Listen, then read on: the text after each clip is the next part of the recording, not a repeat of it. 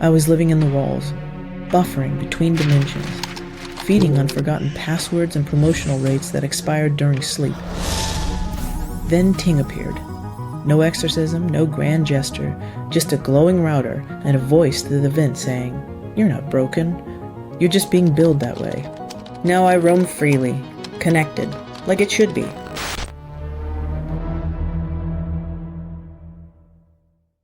Rescue Wood Rehab in Fuquay-Varina is proud to be your local custom woodworking shop for furniture, home decor, and more. Visit us and maybe spend some time with our shop dog Amber. Rescue Wood Rehab is more than wood, it's an experience. rwrnc.com. Looking for a place the whole family can enjoy? Visit Triangle Area Trading Cards on Jones Franklin Road in Raleigh. Join us March 28th for Pokemon Trade Night. And follow Triangle Area Trading Cards on Instagram for upcoming Star Wars Unlimited, Magic the Gathering, sports cards, and more exciting events.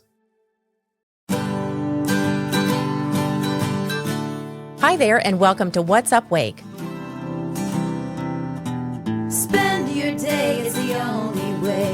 Take a break with What's Up Wake. Ooh, What's Up Wake.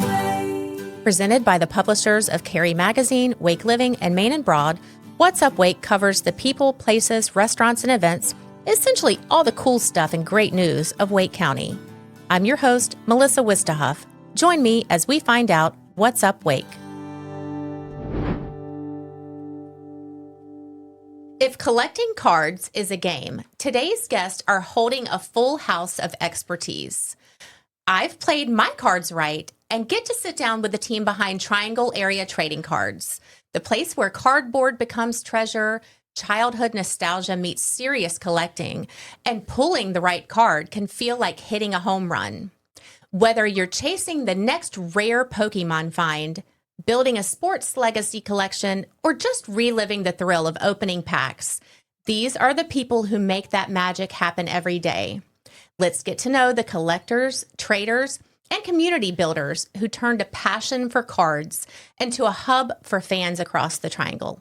Please welcome Tara and Adam Reynolds. Hey, guys. Hey, thank you. Appreciate Welcome. Okay.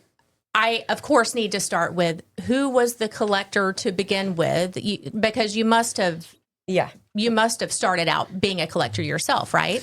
100% Adam. Yeah, no, Okay. it definitely came from me. It was, my first pack of cards was 1990. 1990. My dad took me to a... And you were two. A little bit older. We'll call it 7. Okay. My dad took me to a Mariners game. I grew up in Seattle. They were giving away a pack of cards and a little binder, and we would open the packs, but get this, the cards didn't fit in the binder, so we had to cut the cards. Oh, no. That was a big no-no. But back then, didn't know. That was a big no-no. Yeah. Now, obviously. Yeah. But that's what got me into it. These guys on the cards and the baseball game and connecting it is just something I fell in love with, was baseball. When Adam tells that story to collectors now, they kind of shudder at the fact that he used to cut the cards up and put them in the binder. Yeah. Well, you know. Yeah. We You didn't know any better. No. Exactly, yeah. I mean, but does that render them totally worthless once you do that? Completely. Ooh. There's zero value. However, the good news is 1990 Upper Deck, there's nobody to collect in that set. So, Oh, gotcha. Yeah. So it didn't matter. Didn't matter. Yeah. Okay. You know. No harm, Yeah. no foul. No. Yeah. So when did you move to North Carolina? Oh, we moved in 2011? 2010? Yep. We moved out here to be closer to my parents because they live in Cary. Relocated from Denver, Colorado, where Adam and I met. Yeah. Okay. So tell us about the first time you found a card yourself that you realized, oh, this might be worth something, and how you even came to realize it. Oh, wow. Like, was there a card shop that you used to go to? So there's a card shop that still exists today in Renton, Washington called DJ Sports Cards. Oh, nice. Yeah, DJ Sports Cards. He's been there since 1988. In fact, I worked there for 4 years in high school. Gotcha. So not only did I have an outlet for my passion growing up, but I got to work there end of middle school, all through high school, and that was the mid to late 90s. Now you ask, when was the first time I really pulled something of value?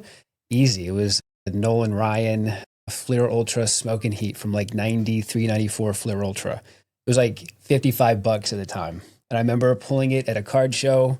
My dad worked for Boeing. They had these card shows. And I pulled this card, and it was a huge card at the time because of 55. You knew instantly it was a big deal? Yeah. It was huge. That was a big card back then because a $55 card back in the early 90s, that was a lot back then. Mm-hmm. That was a lot back then. That's pretty par for today's course to a point. It's not huge in today's world, but that was huge. That was my first card that I was like, man, I get to put this in a screw down. There was dealers offering me money for it. Then I never sold it. I was going to ask if you still have that card. I bought it back. I sold it a long time ago. I sold everything I had when I went to college. So. Okay. So you bought it back, and do you still have it now? No. Oh, no. Yeah. No. That's okay. We have a whole store filled. I've got lots of Now you can look at all of them. Yeah. I have lots of other way cooler cards. Yeah. I do want to mention that you are, Adam, are a part of our 2025 member class of our movers and shakers for Carry Magazine. Yeah. How did you turn your passion into becoming an innovator in our community? So I know you that was a part-time job in high school, and it was, but it was always your passion. Always been a passion.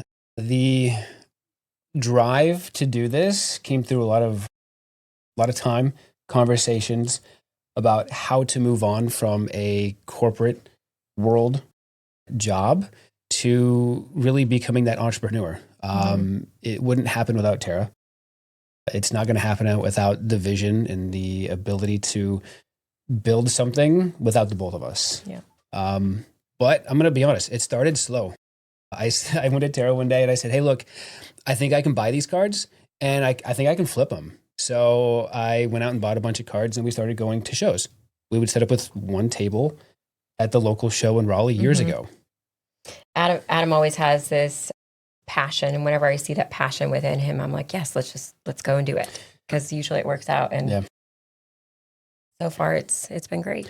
Well, that's one thing, a commonality that I have found with interviewing business owners in the Triangle is that if you follow your passion, it's going to lead to success because you're doing something that you love. Yeah.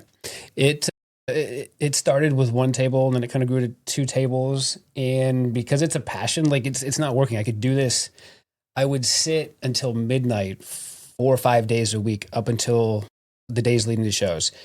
And it didn't feel like I was working. I was just loving what I was constantly doing. I would sit there after I got off of work, constantly getting ready for the shows.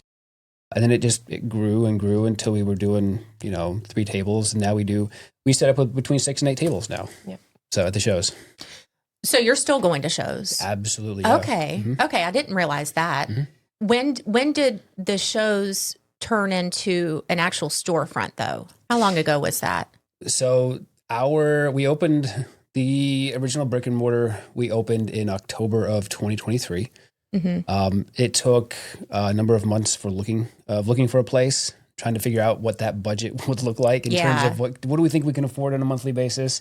Where are we getting our product from? Which we'd had relationships prior with vendors, so it wasn't too big of an issue to do that. The scariest part was really just leaving the comfort of a regular job. Yeah, I can imagine. But it was 4 years from the time we started going to shows to opening up a brick and mortar. So about 4.5 years when we finally decided. And really it was Adam, he came to me and said, I think I can make this a business. And months of conversations. How are we going to do this? Both of us, working really great jobs, and giving that up was definitely a difficult decision for us. Yeah, I'm sure that leap is scary. Real scary. Yeah. Real, how do you pay the mortgage? Because you're going into something with a huge unknown. And I think that was the biggest, scariest part of how are we going to make this work? Yeah. And we've been able to make it work. So what would you say was your biggest challenge opening the brick and mortar and, after you finally took the leap? I think initially, the biggest challenge was trying to understand what does a day look like? What does a month look like? How do we budget out products? Because the original name for our store was Triangle Area Sports Cards. And unbeknownst to me in this area, it's very TCG driven in this area. So what is TCG? Pokemon, Magic. Trading card game. Yeah. Okay, so everything non-sports related. Correct. Okay. Yes. Yeah. Okay. So, And I've seen lately there's a lot of like anime cards. There's Star Wars cards. It's ever changing and growing. It seems to me. yeah. The day-to-day operations. I went from a corporate HR job to now running a retail business. I've never done that before. So even today, everything we do is new. We run into new challenges every day, running a business that we've not run. So, Well, and I think the number one challenge when we were in our first space was first getting product for TCG because we were sports heavy. And then after that, it became we didn't have enough space. We started in 1,400 square feet. We were so y'all were in a different location to start. Oh, okay. I've only recognized the one that you're in now. Off is it Jones Franklin and Tryon? Yeah. In Swift Creek, we were in 1,200 square feet, literally 1,200 square feet, right We'll meet in the across. middle. We'll meet in the middle. 1,300. We'll meet in the middle. 1,200 square feet, right across the parking lot, next to Jumbo Wings Grill. Yeah. And it was. We went through a couple iterations of that store where we had to knock out one of the back walls to give us more space so we can add Magic in. Yeah. And then our trade nights became so big, people would call in and ask if it was busy. And if we said yes, then people wouldn't come. So we were losing out in business. Yeah. And that was our biggest indicator. We're like, the light bulb kind of went on like, okay, this isn't. Yeah, the space wasn't working anymore. The space wasn't working anymore. And where you're now, is it working a lot better? I mean, you guys are still quite packed at times, especially when you have games and events. Yeah. I mean, we're 3,200 square feet now. It has worked, and we are always pivoting and trying to find new space where there isn't space. But I think our biggest challenge now, again, is space because we have some of the largest tournaments in the area. We hold 128 people tournaments, which is a lot for our shop. Yeah. And we would love to give a bigger space just for playing. Do you think that is kind of writing on the wall? Like that's what's going to have to happen next? I think if we want to grow, yes, right? Because we're all about community, bringing people in, having just a place where people can come and play. Yeah. And I think if we don't at least consider looking at larger spaces, then we're kind of limiting ourselves in the community. You'll stay stagnant. This last Saturday was just a regular Saturday. Nothing going on other than just being open. And from the minute we opened at 11 to when we closed, there was every seat was taken. We had to break out a folding table in the back for more people to sit because we were just running out of spots. So it's a good problem to have too. Yeah. Look, as the chief operating officer of your circulatory system, I don't want just anyone evaluating my job performance, thank you very much. I want an expert, a leader, innovation, technology. I want performance, passion, positive outcomes, and to be very well taken care of. Bottom line, choose the heart and vascular docs at Wake Med or I stop working. Let me rephrase that. Wake Med Heart and Vascular. Your heart, your choice. Welcome to Podcast Carry, professional podcast studios with more than 50 shows making podcasting simple and fun. It starts right on our website. Pick a time that fits your schedule, tell us what you're working on, and we'll take care of the rest. You focus on the conversation. We handle everything else. Because starting a podcast should be fun, not complicated. Come see how easy it can be at podcastcarry.com. How would you say the trading card industry has changed really even since you guys used to just do trade shows? Has it become more game focused versus sports, or is it still pretty equal? I think it's definitely become more game focused, especially with Pokemon, right? And I believe when it started taking off was when the 151 set came out, which is the original 151 Pokemon. And more adults that used to collect back in the 90s came out to collect again, and now they're collecting with their kids. So it's really taken off, I think, over the past couple of years. I think if there's anything positive that ever came out of COVID was it brought a lot of the games from the basement up to the kitchen table. That's right? very true, because that D&D, was a big boom for Pokemon, right? It was a huge boom for sports cards. It was a huge boom for Pokemon. More for sports cards. Pokemon kind of followed a little bit later because Pokemon went through this, even Magic is going through this renaissance of like, there's this pop culture phenomenon that Big Bang Theory, let's see, It's my Stranger favorite show. Things. I watch that show every single Yeah, me night. too. We love it. So you look at those nerd-centric Yes. TV shows. It brought it from the basement to the living room, to the kitchen, to the kitchen table, like to play it, to be it. So now you have Pokemon, which is multi-generational. It's international. It's the pop culture phenomenon that is huge. It's massive, and it's here to stay. And that wasn't it 5 to 10 years ago. That's, I think, one of the biggest changes. Oh, online, social media influencers. Oh, yeah. I think the online aspect has really driven those pieces too. That's a good point too. And to your point about the ages, it's adults and kids. Yes. Right. And it's something that can bring families together. Yeah. And look, the barrier to entry to get in and play is pretty decent, right? You can buy a pack for a couple bucks. You can buy a starter kit for, $20-$30. So the barrier to entry to get into play isn't too tough. You can even come see us on Thursday nights when we have our open play format, and you've got people there to teach you how to play, which is great. And you'll get some free packs with it as well. So why not? That would be good for somebody like me who I can't stand instructions. If you give me instructions to a game, I am not going to read them because I know I'm just going to black out. Same. Yep, Totally black out and not understand it. I have to work my way through a game. Yes. Yep. So for someone that is new and just getting into collecting and playing, where should they start? Is that the perfect time just to come and just pull up a seat to the table? I think one of the things that sets our shop apart is that we educate our team to educate the community, right? Because if you're bringing your son in to learn about Pokemon, he's passionate about Pokemon, and you're wanting to support that passion, I think it's just as beneficial to have the adults come in and learn, the collectability aspect of it as well as the playability. And we love to educate the community on that because it brings families together.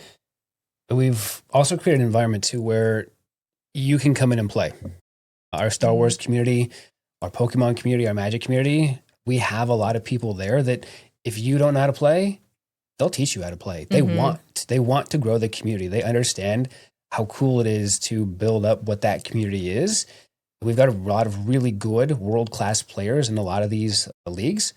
They want to teach you how to play. So if you don't know how to play, you can stop by any of the nights that we have leagues or anything going, and they'll teach you how to play. They want to. And that's what we wanted to build in the first place. There's a lot of places that it's super competitive. They don't want to play against people or teach new people because they think they're impeding on their space.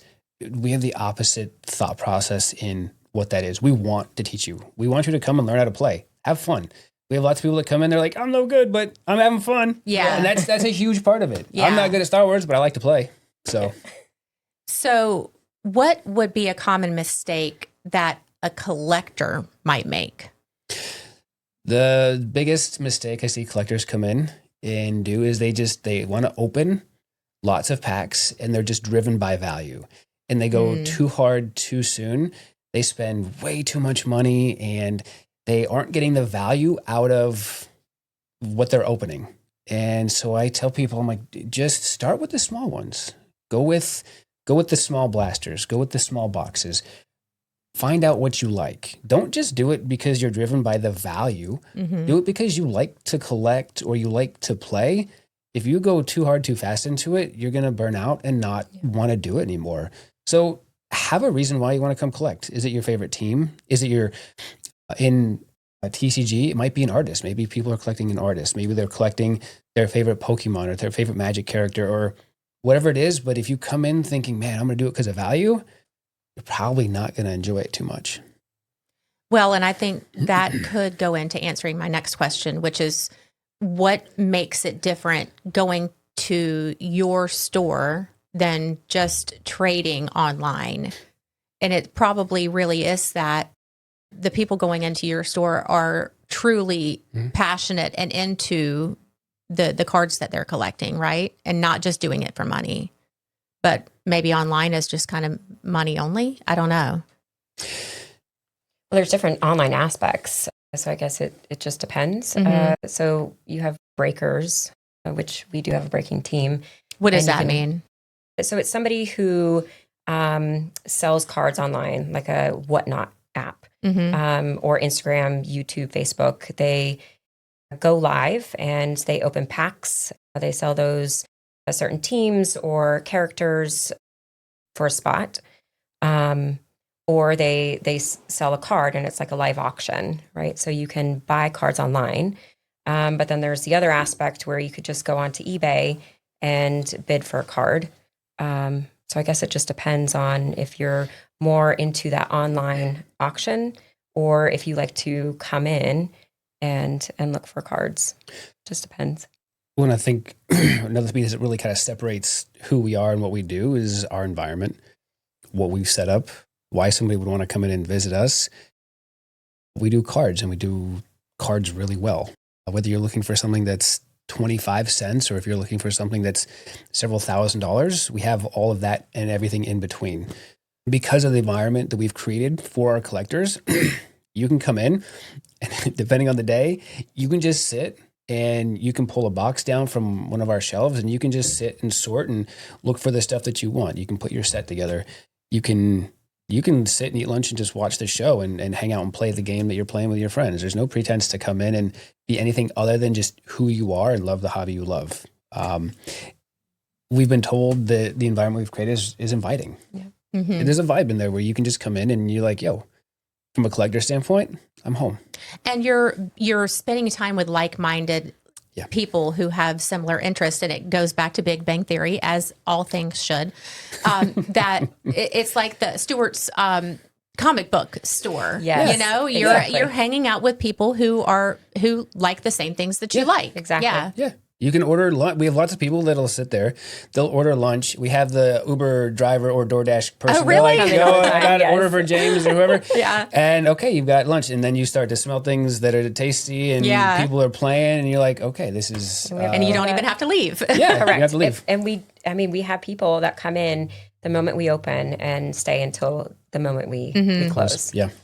So... Tell me about the highest valued card that somebody has brought in and maybe they didn't even know it was worth that much. Do you have a moment that stands out to you? I wouldn't say it's a card though, right? Collections. So we have... Oh, like a whole collection. Yeah. Okay. Items too. Yeah, collections. Like one of the things that we get a lot of is we have... large collections. People our age who collected back in the maybe 90s or early 2000s, and they left this binder in their parents' house, and it was just sitting in a drawer. And they're like, "Hey, I got some value here. What do I have?" They'll have maybe done some research, and we'll go through it. And what we will do is we will work with them to find the value that they have. And we're very transparent too. We pride ourselves on being very transparent. Yeah. Of the market value that we come up with, and then what our evaluations are. So it's very transparent. We've had people come in and say, hey, I had this place offer me X amount, and we will then come back a day later and say, hey, we can offer you this, and we will blow them out of the water with what we found and what we can offer. We have, I think the biggest collection we've purchased to date was about $54,000 for a collection. Wow. We did buy. Was that person blown away, or did they kind of know that what they had was worth something? That individual knew kind of what they had, but we were able to it took a couple of weeks to kind of work out what that deal would look like, since it's a larger amount. On the sports side, we've done similarly large collections as well when it comes to some of the vintage cards and some memorabilia, but it's kind of fun to know that we can kind of bring that to people that may not have known that they had that kind of value. What I would think most recently, the one item that we picked up was the Babe Ruth ball. We did, yeah. We picked up it would have been fun to have brought that with us. Yeah. We picked up a 1943. Let's pause this episode. Y'all run back and go get it. Because I would love to see that.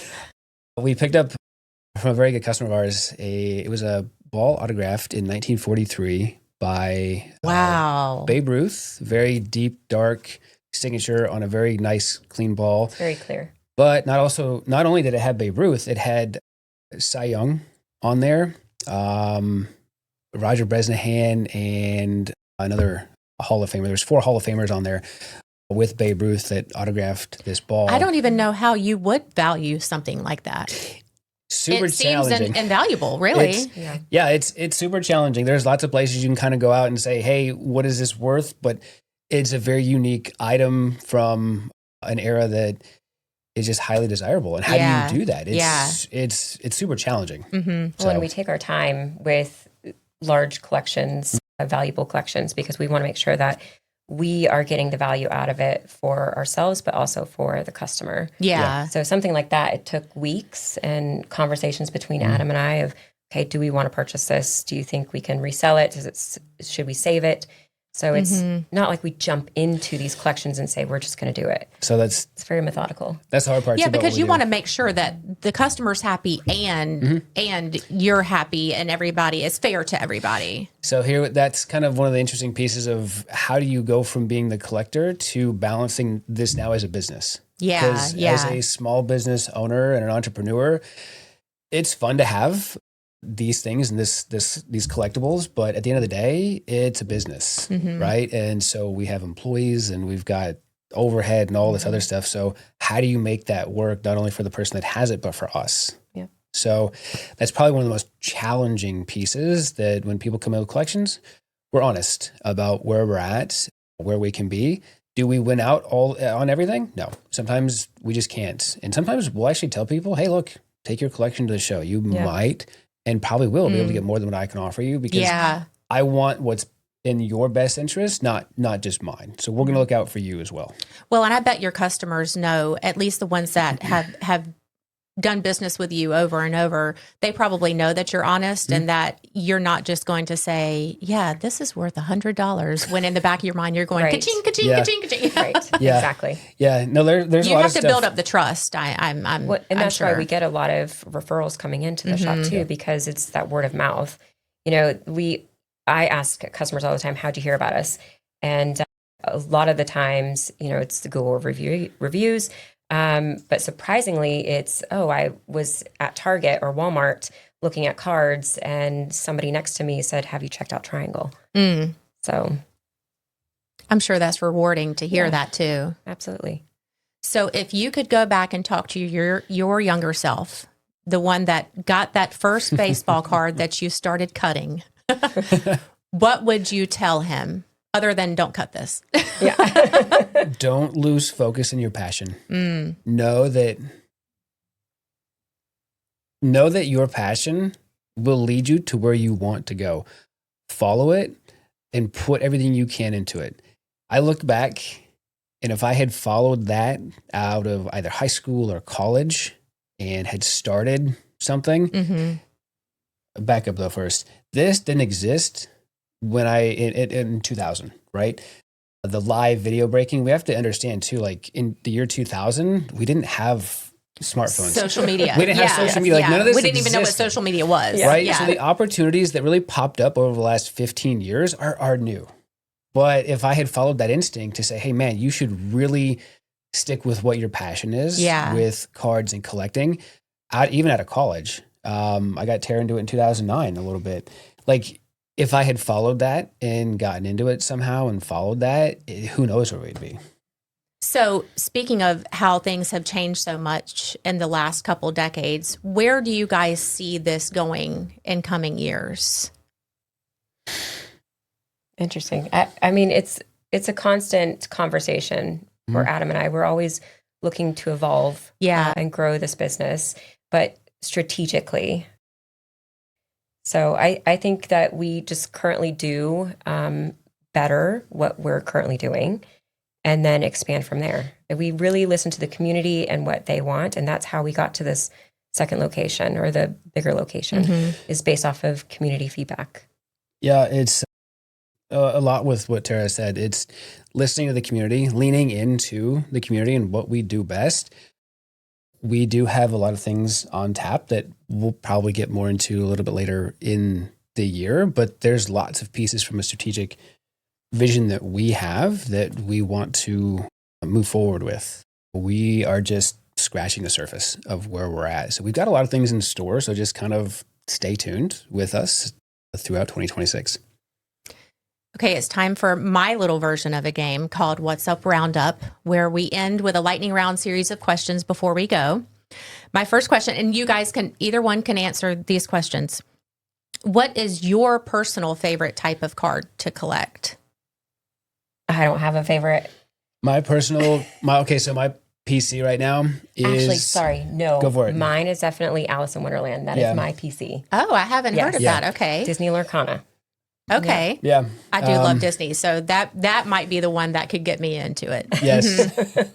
Anything baseball is huge on my radar. When I nerd out, I have a complete collection of Star Wars Unlimited serialized cards from one of the first sets from we went to the Galactic Championship in Vegas this last year, and we went to the artist, got them signed, which was a huge event. It was fun to see Adam kind of nerd out and get every single card. Turn back into a kid. Which is crazy. Coming from a sports, I love baseball cards. Coming from a sports background, saying, man, I love these serialized Star Wars cards. Yeah. But that's kind of my geek out. I find them, I'm like, yeah, that's mine. Yeah. And you're wearing a Hurricanes hat. So, look, the Huge Hurricanes were huge. We got season tickets this year. It took a while for me to really get into hockey mode, but I love the Hurricanes. We're huge fans. You've got to, being from Raleigh or living in Raleigh now, not from Raleigh. Absolutely. But you have to jump on that team. If you could pull any card in the world right now, what would it be? Pretty much any Shohei Ohtani autograph. And is that a Star Wars? No, Shohei Ohtani. Baseball. Shohei Ohtani is one of the... It's okay. Cut that part. Y'all see how much I am not a sports person. Shohei Ohtani is... now, to my credit, it does sound like it could be a Star Wars illustrator. Yeah. Just saying. Like a Jedi. Yes. Well, we'll go the name of a Jedi. Yes. We'll go with that. No, it's perfect. Yeah, he is more of a baseball Jedi at this point. Yes. In life, Okay. right? Good. See, it makes sense. Yeah. That adds up. Yeah, I think anything in the sports world right now, from a baseball standpoint, if we could pull a Aaron Judge or a Shohei Ohtani autograph sort of patch card, that would probably be pretty exciting. And finally, if you had to collect anything other than cards or sports memorabilia, what would you collect? That's super easy for me. Oh, it is? What is it? I thought I was throwing Legos. you. Oh, my Legos. gosh. I love Legos. I love Legos. Well, as we've been talking, I've been thinking about how Legos are also kind of similar in terms of like the trading aspect and the hunting for rare Lego sets. Yeah. The rarity of it. That has crossed my mind. Yeah. So you're still a Lego guy? Yeah, I just got done building Rivendell. Nice. Okay. So do you display those in your house or like in the store? Does. Okay. Yeah. You're going to have to move them to the store. No, they're not probably. coming to the store. No, they're not coming to the store. I mean, you're going to run out of room in the house. It's just a personal thing, and I just enjoy building them, and I don't really collect them. But if I was going to actually collect something other than cards, that would be my Legos. Yeah. What about you? I don't know. It's crazy to think about collecting. I mean, we're in the collecting world, but I don't have a collection. It's interesting. Yeah.